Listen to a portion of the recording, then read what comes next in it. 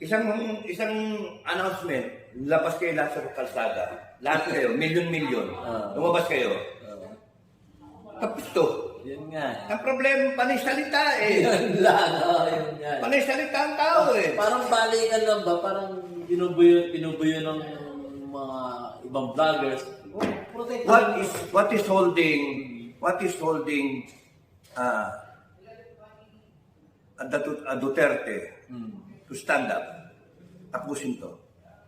Di si Duterte. Si Digong, huwag na si Sara. Si Digong na lang. Kasi si VP Sara, in fairness, no, she's the Vice President. If she moves, pangit eh. Pangit. Vice President siya na. May delikadesa yung tao eh. Kahit anong gawin niya, may delikadesa yung Vice President, no? For the record, I want to speak for the record na gano'n. Now, okay, si Digong. Yan, exciting si Digong eh. Pag tumindig. Alam niyo ba itong si Digong, isang salita niya, tapos na to? Oo. Isang salita lang. Pag Okay. sinabi ni Digong Go. na lumabas, ako mismo, Mamaya meron akong interview kay DIY, kay DIY KKB, no? KKB na TV, no? Tapos noon, pinaunlakan ko dahil sa gusto kong suportahan natin siya, no? Gusto kong suportahan natin siya.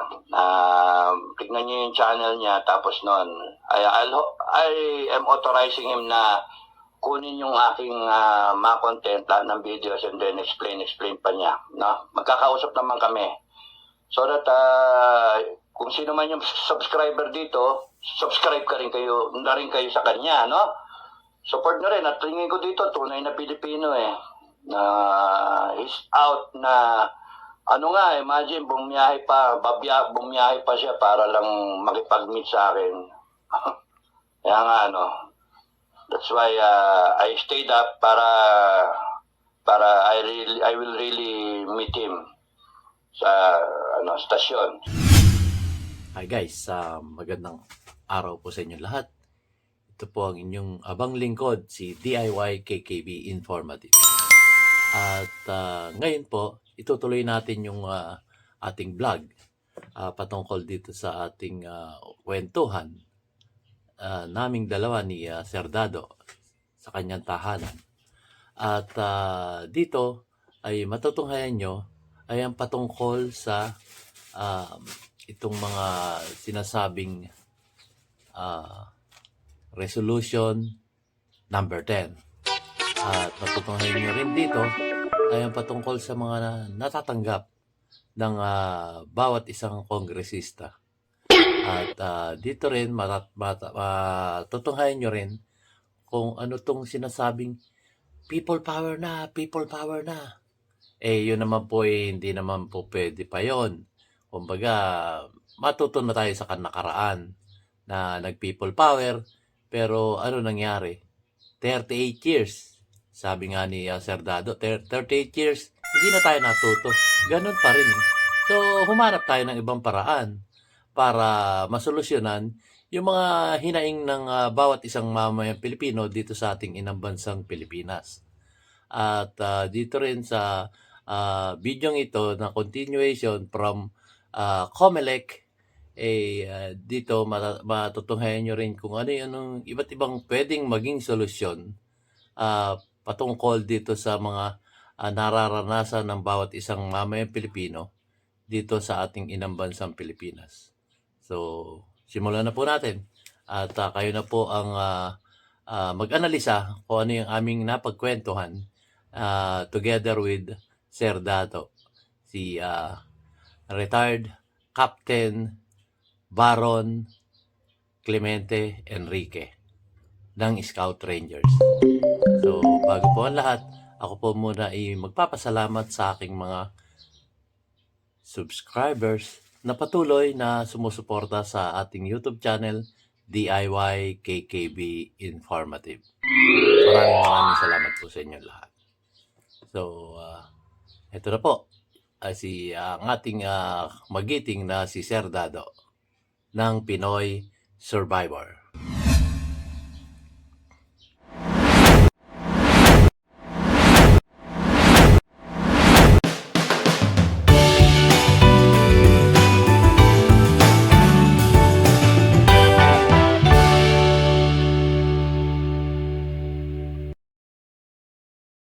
Ang daling mabola eh. Wala. And then, you might see, kung matuloy yung 2025 election, you will see Senator Amy. Kung matuloy yung 2028, you might see BP Amy. Pero pwede rin BP Tulfo. Makakalimutan ng tao si Tulfo na Ako naman, sa nakikita ko kasi ngayon, galing kay Senator Ani, naglalabasan, habang tumatagal, lumalabas yung maling ginagawa nila. Kagaya nung, bakit siya nga naman pipiro ng electronic signature? Isa pala, isa doon sa umayon, doon sa tinatawag na budget, yung mga insertion na yan. Siyempre, pinatunayan ngayon yung isang congressista.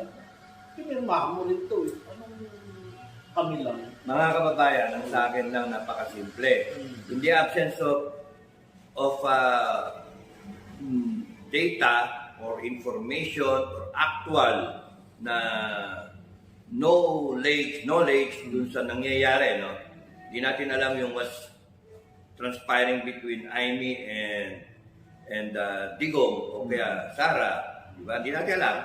Hindi natin alam yung Amy and kapatid niya, BBM, or Amy, yung kapwa senators niya or congressman, etc. Sa akin, in the absence of all that, what was said, simple lang sa akin. Member sila ng Senate ngayon, Resolution 10. Lahat sila may problema. Lahat sila. Senators at saka congressmen. Lahat sila may problema. Simple lang ang standard ko. Hindi nyo kinwestiyon ang Senate Resolution number 10. number 10. Joint Resolution number 10. May problema kayo sa taong bayan. Lahat sila. So, malungkot ako na excuse me, si Bato o kaya si Bongo, si Robin, lahat sila. Tuloy. Excuse me. Sayang. Lahat sila may problema sa akin. I cannot trust them. Inyo. Sorry sa inyo. I cannot excuse me, kayo dapat ang nagde-defend sa mga tao. Pero, resolution 10 simple. Dami pinag-usapan. Wala. Doon lumalabas na kinaya na yung sistema, kaya nga ayaw maging senador. Kung kaya si Tulfo, inimbestigahan yung PCS. Yun nga, isa pa yun. What happened? Wala. Kaya nga, again, in the absence of ano ba nangyari, meron bang 1 billion na sinasabi na kaya yung 400M na sinasabi ko naman? Doon sa isa. Well, hindi natin alam. We have no proof. Di ba? Pero, again, bottom line, member kayo na Senate ngayon. Resolution 10. Yun nga. Yun lang din yung ayusin. Di ba? Isang question. Every month, liquidation na walang resibo. And for me, opensyon. Opensyon sa akin. Sasabihin nila sila honorable, majestic. Magkano natatanggap? Alam mo ba magkano natatanggap ng isang senator sa kada buwan? 200 million. Hindi, isang buwan. Isang buwan ba? Isang buwan, magkano? Much sa senator receive in 1 month. Meron bang 20M? 40M? Wala. Ha? Wala. 10M? Yung sweldo nila? Lahat, MOE. 300,000 sweldo. 300,000 sweldo. MOE. Yung MOE, resibo nga. Walang resibo Wala. May extraordinary pa. Di ba may lumilitaw pang extraordinary? Oo nga paano? Nalaman ko lang yun kaya Tony Harry Roque. Puta, may extraordinary pa pala sila. Imagine, ang daming ang daming ng pera. Pahingi. Ang masakit doon, hypothetically, meron kang 10M in a month, in a year, 120 million. Wala pa doon yung mga ibang benefits, tama? 120 million. 6 na taon, magkano? 120 times 6. 6 times 2, 12, 6 times 1, 6, 7. 720 million. Tapos tatakbo ka, second term. Almost 1 billion. O may 1 billion ka. Oo. Nako. Kaya nga, yung pangalawang takbo mo maganda. Kasi kilala ka na eh. Hindi mo na kailangan gumastos ng gano'ng kalaki. At marami pang mag-donate doon. Yung mga donation niya. Kaya, kasi nakukuha nila yung paglabi sa'yo eh. So, magkano na ngayon yung... Kaya nga, tapos ang daming tumatakbo. Kaya nga yung lintik na yan talaga. Eh, paano mo ayusin yun? Wala. Nakakalungkot na bansa. Yun. Kaya nga, hindi pwede na people power na now. Hindi. It will not prosper, manalo man ng people power now, and you still don't know what is happening and what is the problem, and more, what is the solution. You may know the problem, but you don't know the solution. May mga nag-comment sa akin sa vlog ko, hindi mo naman alam yung solusyon eh. Ginanon ako. Dinilit ko. Ikago. Mga Pilipinong gago eh. Nagmamarunong-runungan na hindi wala nang alam. Kaya nga eh, yun ang hirap sa atin. Yun nga, gumawa din kayo ng vlog kung alam niyo yung solusyon o kontra lang kayo, mag-vlog din kayo. Hindi yung nagsisingit kayo, magko-comment kayo, pretending to know, alam ninyo lahat. Eh wala naman kami sinasabi na alam namin lahat. Sinasabi lang namin na pag-usapan namin. Ano ba yung problema talaga? Ano ba yung solusyon? Na hindi nga namin sinasuggest na gawin yung solusyon. Para sa amin, yun yung pananaw namin, yun ang solusyon. Kami nagsusuri. Wala kayong walang mangyayari sa Pilipinas naman talaga pagka ganyan tayong watak-watak na kanya-kanya tayo. Pero I think yung mga ganun tao, mga pakawalayan. Pakawalayan. Eh yun nga, ganun pa rin. Nagugulo. When you have Filipinos na gano'n ang ugali, gano'n ang utak, eh talagang walang... Ang sarap pagpapatayin lahat ng mga yan. Kasi, Mga kung tayo nag-iisip at gano'n ang magiging pananaw natin, hindi gano'n ang mga pangkaraniwang mga Pilipino. Wala ka namang alam. Yun, ang sa aking sariling analisa doon, pakawala yun. Meron nga dyan, may nag-comment pa sa akin dati eh. Oh, kapitan ka. Oh, ba't ngayon ka lang nagsasalita? Anong ginawa mo? Sabi mo, tanda ka na, gano'n. Tapos anong ginawa mo noon? Ba't hanggang ngayon tahimik ka pa? Bakit ngayon ka lang nagsasalita? Eh, gago ka pala eh. Eh, sa kayo mo gusto magsalita.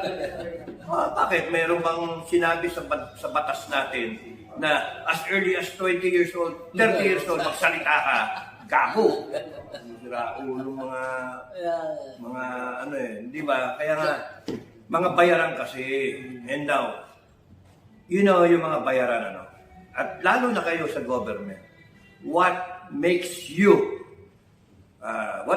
people think the kind of people you are in government when you destroy the moral fiber of society, of people.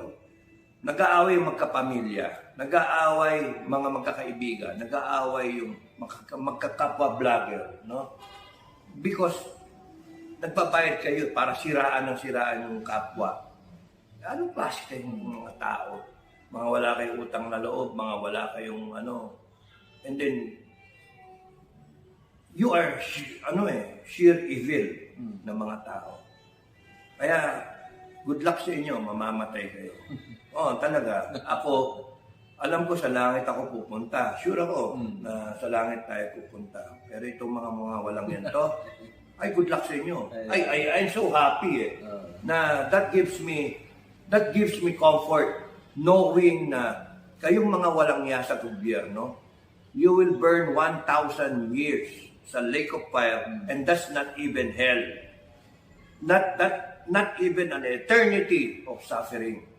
Ay candidate kayo kasi 1,000 years of hell, ano na kayo, yung lake of fire. Kasama niyo si Satanas. Pero I am so it is so comforting to think na itong mga walang yan to that causes so much damage sa country natin, so much anxiety, stress sa ating mga kababayan. you will all suffer 1,000 years. They're burning, but you do not die. Happy ako doon. Kasi ganun ka-just ang langit eh. Kaya tayo, Langay lang kayo sa Lake of Fire. Panoorin namin kayo. Ang hirap nun, ang hirap nun. Panoorin namin kayo. Kaya nga yung mga, ano dyan, yung akala ninyo na walang kamatayan kayo, yung akala ninyo forever kayo, ay nako, good luck sa inyo. Marunong ang langit. Ay nako, hindi kayo natakot sa akin, matakot kayo sa langit. Pero sinasabi ko na nga eh, ako yung anghel ng galing sa langit na nagkatawang tao lang ako. Eh, yung nakatawang tao pa nga, masyadong malaki. Double XL. Naalala ko tuloy yung sasabi mo. Tapos ang gusto ko lang ng katawan, nahanap ko yung bata-bata pa eh. Binigay sa akin, senior. Lang yan naman. Paano na ako mag-manchichicks? Senior na eh. Kidding aside. Mga ganun nga, i-neutralize lang namin Yung ano nga eh, malay mo nga naman, I am an angel na nag-bring about ng ano, sinasabihan ko kayo, hey, you repent. Hey, naka 60. Nagano ka ba? Nag-iipon ka ng pagkain? Oo. Ako naka 60 days, 60 weeks na ako. Matigas challenge. Kaya 60 weeks. lang ako nung ano. So, ano ba yun? Bukas. 3 months pa lang. Bukas 61 weeks na ako. 12 weeks pa lang ako. So, yun. Pakunti-kunti. Bibili na nga ako ngayon ng ano eh, ng ang tawag doon, container na para sa bigas. Yung mga urukan na malalaki. Tapos bibili na ako ng gulpihan. Wala na eh. Hindi ko na mahintay yung bigas na mag-20 eh. Baka bigla kasing mawala yung magmahal pa dahil sa drought. Kaya yun, sako-sako na yung bibiling ko at itatago ko. Kailangan ko kasi 18 eh. Weekly kasi yung 3 dilata. Oo. 3 dilata. Kasi weekly ganun. Yun nga, kaya sabi no, mga 500 pesos isang linggo. Pero kung wala naman, 300, okay na yun. Weekly, 300 gastos mo. Isipin mo na lang kung ano Ang mahal yung ano eh. Ang mahal yung mga maling, yung mga mahal, sandaan eh. Sandal. Tsaka biggahin na yun. 112, 107 yata, yung Liberty yung pinakamura yata. 82 ba yun? 78, gano'n. 80 plus. Luncheon meat. Yung luncheon meat. May chicken, may pork. Mali. Mas mahal ngayon yung spam. Paborito ko naman. Ay, mahal yun. Ay, ano naman, mahalat. Yung pinakain mo dun sa nasa Mindanao, spam. Alala mo yun? Yung video. Yung video. Nakalimutan video ano yun. Sa Rebelde, mamamatay rin pala po sa... Sayang yun eh. Kaya napakakain mo yung spam. Doon ko nasubukan yung sipa-sipain kay ulo, patay na eh. Oh, boy! Gising ka, gising! Yung pala wala. Patay na eh. Sa puso tinamaan eh. Mga balita doon, yung ipon-ipon, matigas challenge. Kaya lang ako, 6 weeks pa lang ako. Hindi, ano lang, kasi... At 12 weeks pa lang, 3 months. Ang ano naman, tingin ko safe kayo basta makapag-ipon ka ng 1 year. Ang 1 year ngayon, 2024, wala pang gera yan. 2025 medyo. Hanggang 2027. So the moment na makompleto mo, tuloy lang. Tuloy. And then kainin mo na yung mga nag-expire. Or pamigay mo. Kasi you are in a position na marami ng pagkain. Pero di pork expire na. Pwede pa yon, good for another few months. Kasi pag sinabi naman expired na, pwede pang after mga safe yata 3 months to 6 months. Pero okay lang yun kasi 3 years naman yung yung validity yung expiration. That's why kaya nga staggered para yung bukunin mo ngayon 2024 plus 3 years. So 25, 26, 27. February 2027. Ganon. So, magkagera na kunwari ng 2025, 26. Depende, hindi natin alam. Siya nga pala yung na ngayon, nilulusob na ngayon yung Hezbollah, di ba? Yung nagkakagulo na ngayon yung US laban sa Iran, nagtatakutan sila, ayaw sila magtakutan. ang basta sa atin, ang concern natin is mag-weekend ng gusto ang US at itong China at US magpormahan dito sa West Philippine Sea. Now, again, tayo, iniisip natin, yung sa atin, mangyayari yung EDSA 1, EDSA 2, repeat, di ba? Ganon din yung Pearl Harbor, repeat. Kasi upakan ng China ang US.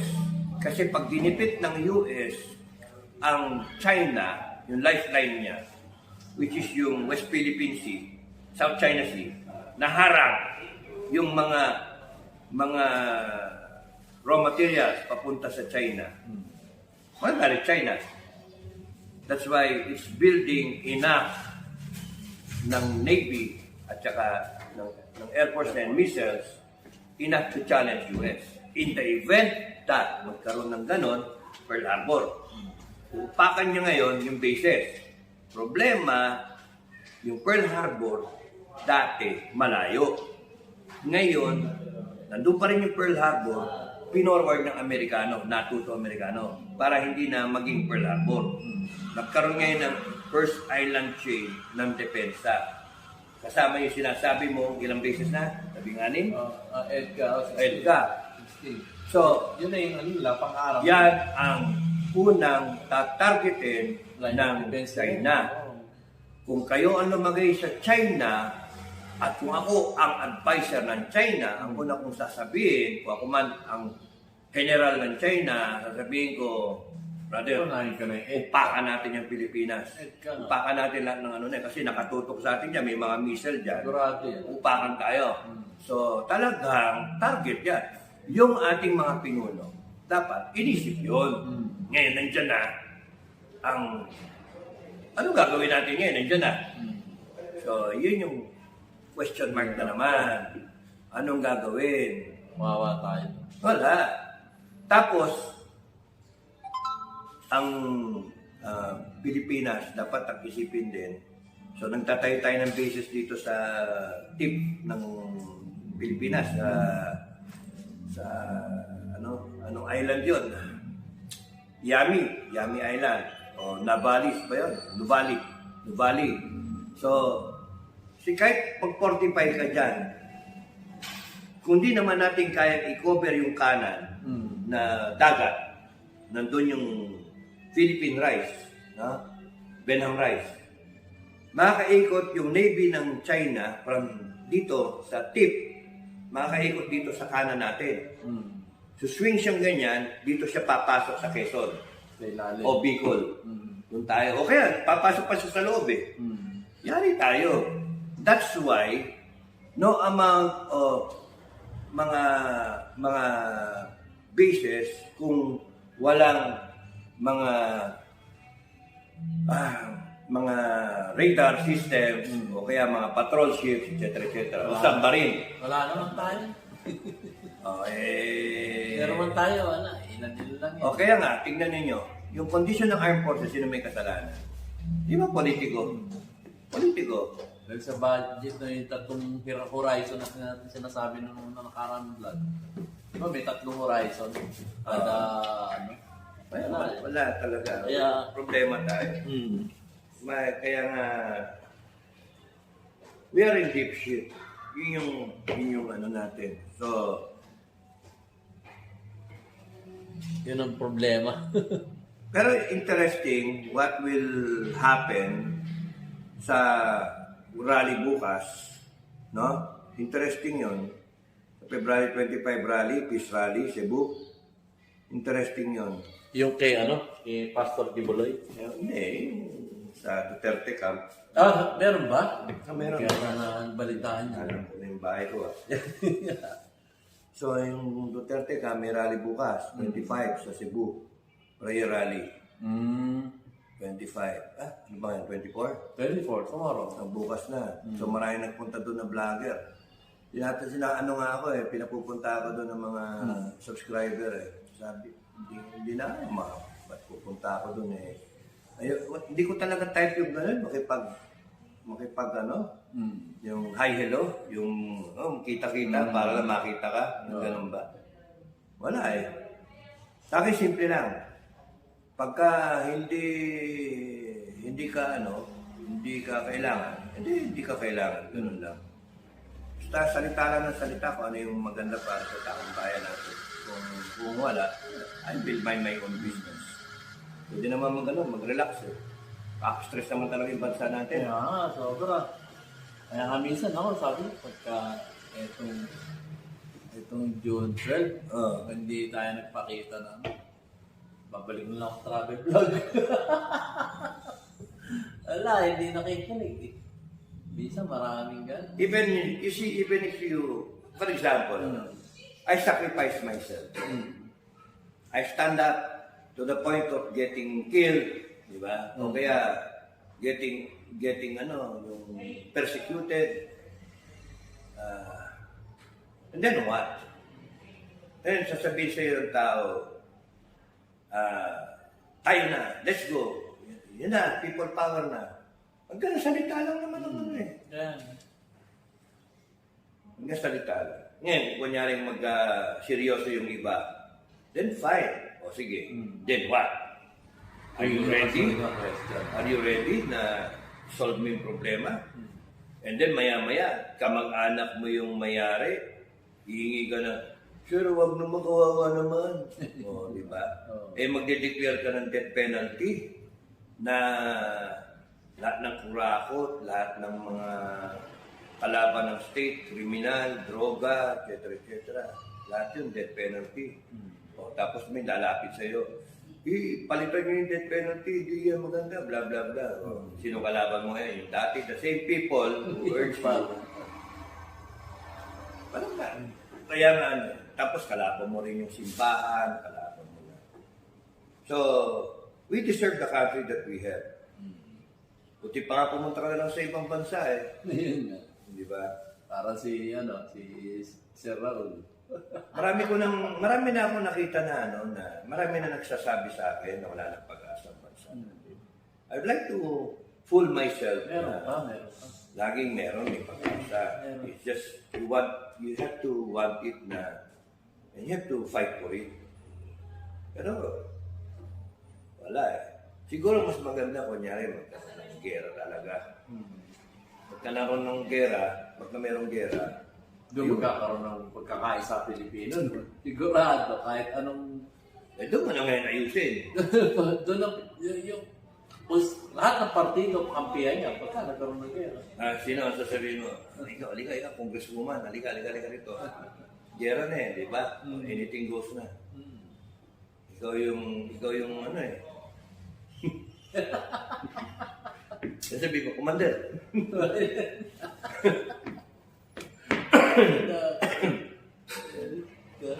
Ang gulo ng Pilipinas.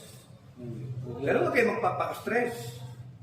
Yung iba nga na-stress na eh. Yung ibang vlogger. Stress na stress. You have to wait. Okay. So, yung ano yung sinasabi ko na overview. Yung game plan really is to destroy the Dutertes. That's the game plan. Di ba? Tignan niyo lahat na nangyayari ngayon. Connected na ma-neutralize ang mga Duterte. So, alam niyo yung nangyayari. Dapat,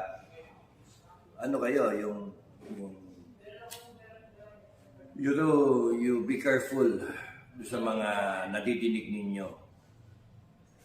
Gusto nilang guluhin talaga, baka later on, parang martial law o whatever. Pero may sinasabi kasi yung mga ibang vlogger, protect the Constitution naman. Mga military, nakikita nyo na naman medyo gewang-gewang na. Eh, paano naman yun? Alam nyo naman yung Constitution. Protektahan nyo naman. Nakita nyo na naman merong mga anomalya na nangyayari.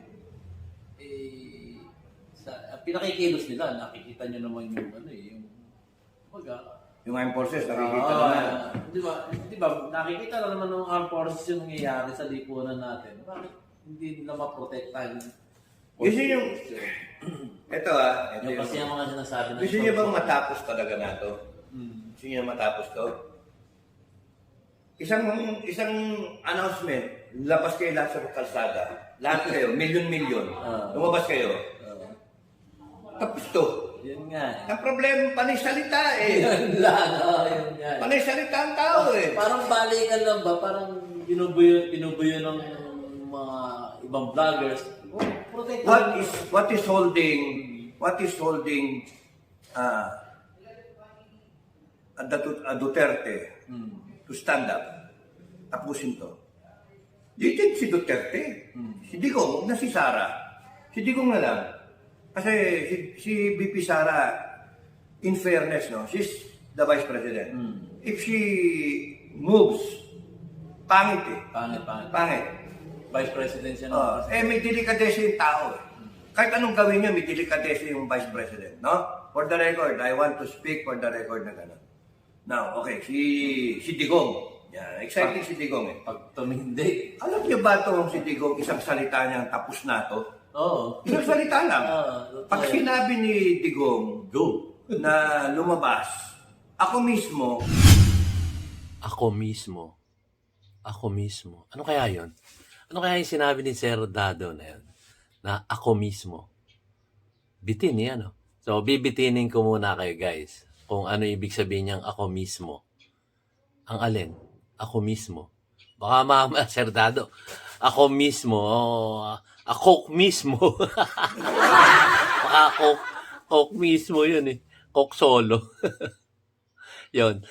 So, bibitinin ko kayo ng konti doon. At isusunod na natin yung ibig patukuyin ni Sir Dado na ako mismo. So, ako mismo, Coke mismo. Kidding aside, guys. So, yun. Bibigyan ko kayo, iwanan ko kayo ng trivia. Ano kaya yung sinasabi ni Sir Dado? Kung totoo, kilala nyo si Sir Dado, alam nyo kung ano ibig patukuyin niya sa ako mismo. So, i-comment down below nyo. Trivia lang tayo, guys. Para medyo sumayasaya naman ng ating nabubul ka na, DIY KKB. Yan. So, iwanan ko muna yung katanungan na yun sa inyo. Para nasa ganun, magkaroon tayo ng kumbaga, konting may iwang mga tanong. Yon, tanong. So, tanong ay, ano yung ibig sabihin ni Sir Dado na ako mismo? Ako mismo. Ayan. So, ganito lamang po, guys. At isusunod ko yung kasagutan doon sa ako mismo. At ako po ay muli magpapasalamat sa aking mga viewers at lalong-lalo na sa aking mga subscribers na patuloy na sumusuporta sa ating YouTube channel DIY KKB Informative. At laging sinasabi ni DIY KKB Informative, maging mapanuri po tayo. Ating bantayan kung ano yung mga ginagawa ng ating mga opisyalis ng gobyerno sa ating lipunan.